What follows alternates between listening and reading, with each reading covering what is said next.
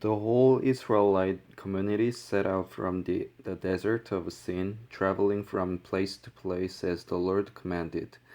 They camped at Rephidim, but there was no water for the people to drink. So they quarreled with Moses and said, "Give us water to drink." Moses replied, "Why do you quarrel with me? Why do you put the Lord to the test?" But the people were thirsty for water there, and they grumbled against Moses. They said, "Why did you bring us up out of Egypt to make us and our children and livestock die of thirst?" Then Moses cried out to the Lord, "What am I to do with these people? They are almost ready to stone me." The Lord answered Moses, "Walk on ahead of the people. Take with you some of the elders of Israel, and take in your hand the staff with which you struck the Nile, and go. I will stand there before you by the rock in Horeb. Strike the rock, and water will come out of it for the people to drink." So Moses did this in the sight of the elders of Israel. And he called the police Massah and Meribah, because the Israelites quarreled, and because they tested the Lord, saying, "Is the Lord among us or not?" The Amalekites came and attacked the Israelites at Rephidim. Moses said to Joshua, "Choose some of our men and go out to fight the Amalekites. Tomorrow I will stand on top of the hill with the staff of God in my hands." So Joshua fought the Amalekites as Moses had ordered, and Moses, Aaron, and Hur went to the top of the hill. As long as Moses held up his hands, the Israelites were winning, but whenever he lowered his hands, the Amalekites were winning. When Moses' hands grew tired, they took a stone and they put it under him, and he sat on it. Sat on it. Aaron and Hur held his hands up, and one on one side, one on the other, so that his hands remained steady till sunset. So Joshua overcame the Amalekite army with the sword.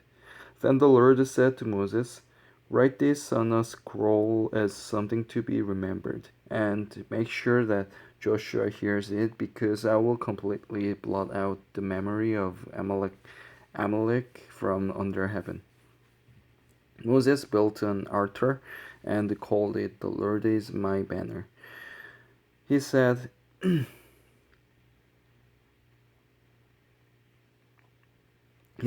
"For hands were lifted up to the throne of the Lord will be at war against the Amalekites from generations to generation to generation."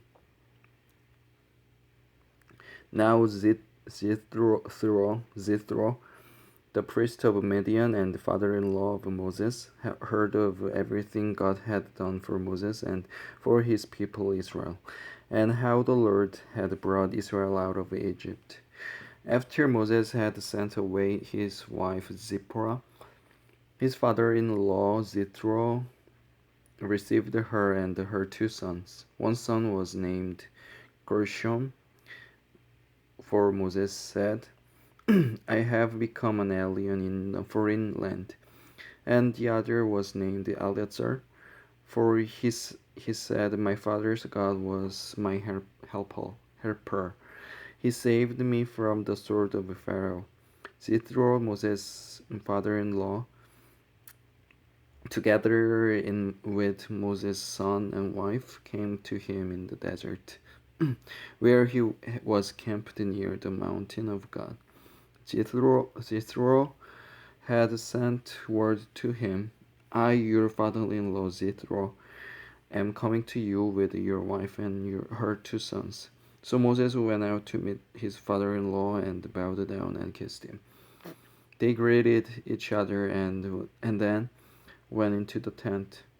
Moses told his father-in-law about everything the Lord had done to Pharaoh and the Egyptians for Israel's sake, and about all the hardship they had met along along the way, and how the Lord has saved them. Jethro was delighted to hear about all the good things the Lord had done for Israel in rescuing them from the hand of the Egyptians. He said, "Praise be to the Lord. He rescued you from the hand of the Egyptians and Pharaoh, and who rescued the people from the hand of Egyptians. Now I know that the Lord is greater than over all other gods, for he did this to those who had treated Israel arrogantly." Then Jethro, Moses' father-in-law, brought a burnt offering and the other sacrifices to God, and Aaron came with all the elders of Israel to eat bread with Moses' father-in-law, in the presence of God.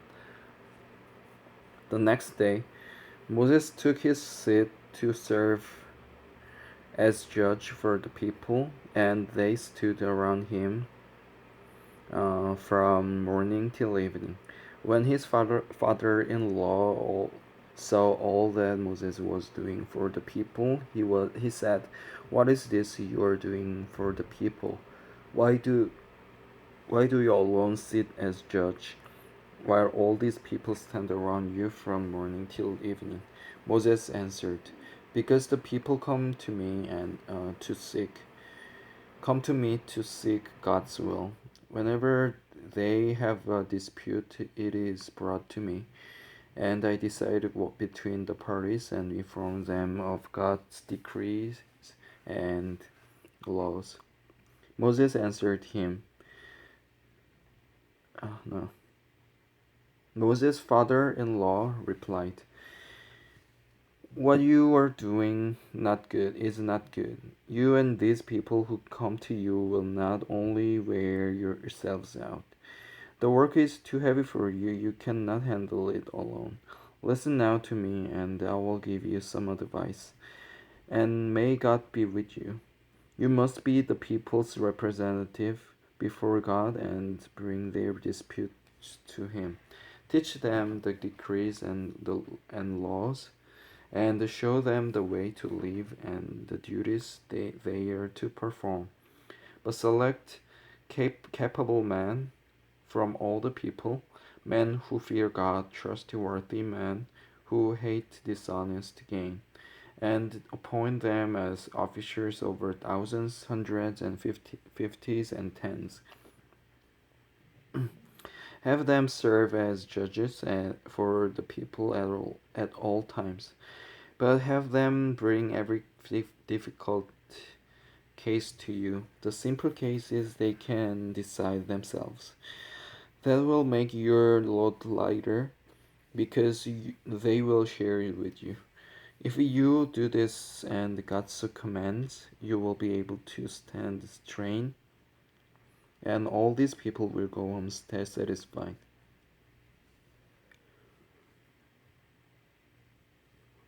Moses listened to his father-in-law and did everything he said.